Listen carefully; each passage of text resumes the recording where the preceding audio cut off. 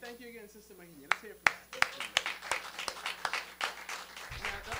you. Now, those of you who grew up in a Baptist church like I did will understand and appreciate it when I say, let the church say amen. But that's why I love Jose, because there is no way we'd ever get anything like this in the Baptist church I grew up in. So thank you again, Sister McKinney. We've come to that time in our service that we call our historical tribute. I feel like we've already had our historical tribute, but it's a time that we take out each and every Sunday here at Jose to pay honor, to pay homage, to pay tribute to not a necessarily famous, but some significant person, place, or event in our history, in black history. And we do it because we know that if we don't honor ourselves, then we won't be honored. And if we don't remember ourselves, we will be forgotten. Excuse me. And so they say the Lord works in mysterious ways. So I'm gonna give you I'm gonna give you a little short story. Last Sunday, one of our dear sisters who was scheduled to do the tribute this morning said to me, she said, I'm so busy, I can't do the tribute next Sunday. I said, don't worry, sister, I got it. Don't worry about it, I got it. And then I forgot, right? I forgot. So I'm sitting around yesterday doing what the kids call chilling out, and I'm sitting around chilling out, and my wife comes to me and she says, I have this perfect historical tribute for you, right? And she didn't know I was scheduled to do one today because I had forgotten, right? She didn't know I was scheduled to do one. So she said, I read about this brother, so it's a perfect historical tribute for you. So the topic of this morning's tribute is a brother by the name of Moses Logan Rogers. Now, has anybody ever heard of him? Okay, good. I had neither until yesterday, okay? And the brother puts, and in the tribute, I'm going to put together three things that don't normally go together. One is slavery. One is California, specifically Stockton, where Brother Qatar is from, and I live out near there. And the other is the 49ers, right? So I'm thinking, how can you put those three things together, right? Okay, well, let's go. So Brother Moses Logan Rogers was born enslaved, and I've started making the distinction between born a slave and born enslaved, because they weren't slaves, they were enslaved. Other people controlled them, so they were enslaved. So he was born enslaved in 1835, and I checked two sources. One said in Kentucky and one said in Missouri. So one of those two places he was born a slave. Anyway, in 1849, the brother moved to California. Now, anybody know what was happening in 1849? The gold rush, right? The gold rush. And they called the people who moved to California in 1849 the 49ers, right? And that's where the football team, that's where they get their name from. The gold rush of 1849. So slavery, 49ers. I got two of the three things. Stockton's coming. Don't worry, brother. It's coming.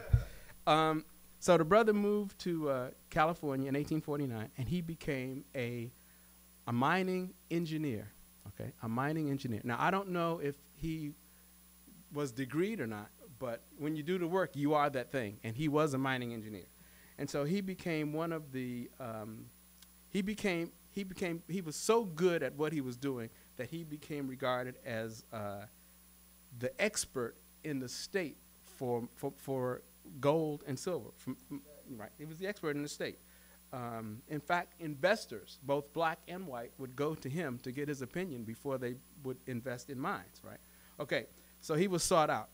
After the Civil War, he became the superintendent of several mines that were owned by some white folks and some black people. Black people owned mines, gold mines in California in the 1880s, right? I mean, I didn't know that. And he was one of them. He owned mines. In fact, one of the mines that he was the superintendent and part owner of was called the Washington Mine.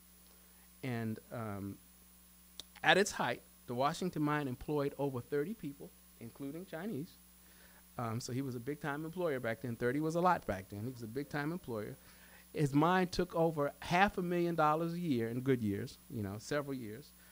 They had 5 shafts. Now, this doesn't mean a whole lot to me. It might mean something or something here, but it sounds impressive. They had 5 shafts, that they got gold and silver from, and they had over 10,000 feet of underground workings, right? So it sounds like it was a huge thing, okay? This brother was so good at what he did that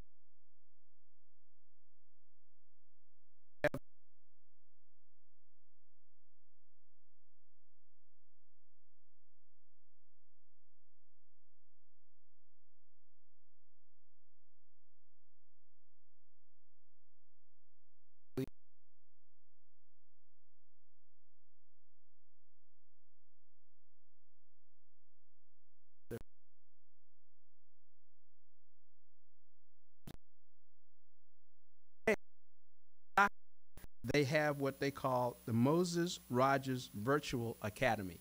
You know, it's a school named after the brother, and it's, you know, it's all online, you know, and it goes from kindergarten to high school. Okay, I didn't even know those things existed, but apparently there are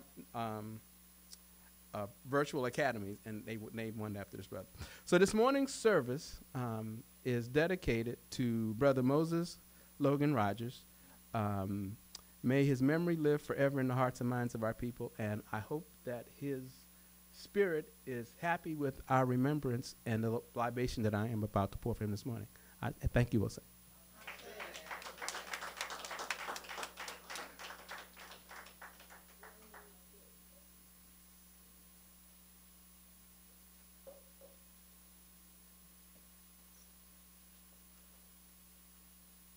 Since nobody's moving, I'll come back. Let me.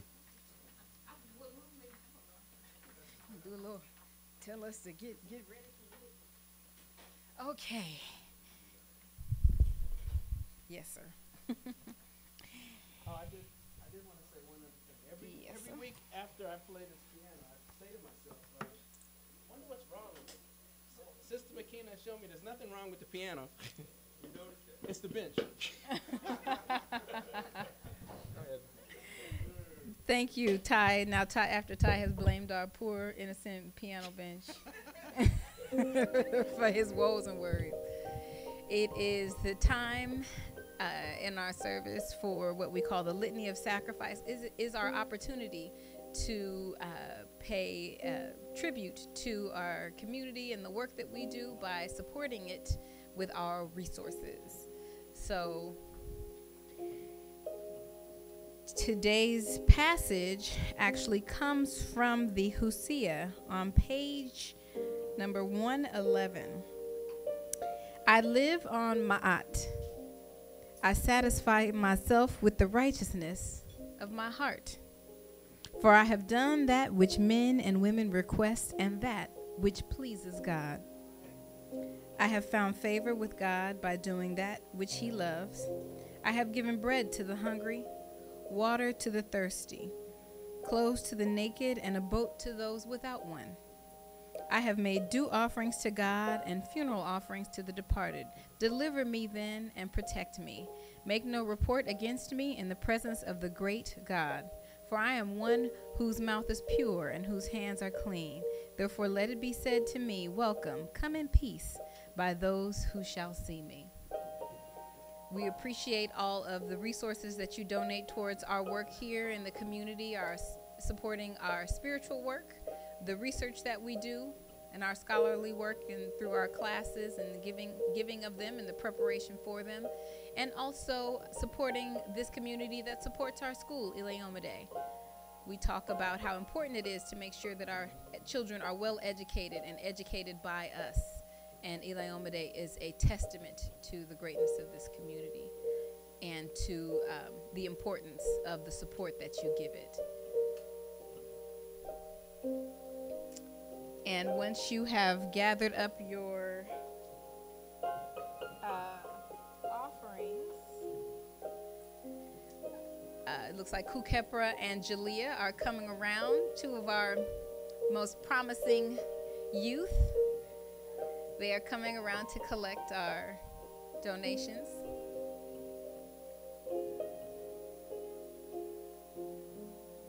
And inside of the worship companion and songbook, or on the placard, if you have one, you'll find the Litany of Sacrifice. So we'll all stand and recite the litany.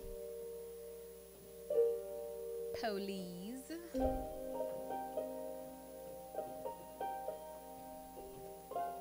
After the rest of the donations are collected.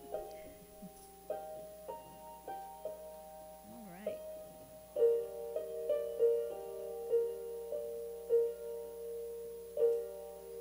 Thank you very much. We can bring the donations forward. Good job, Jalea. All righty. If we could, come on, Jalea. Come on, sweetie. I know. Our sacrifices to you.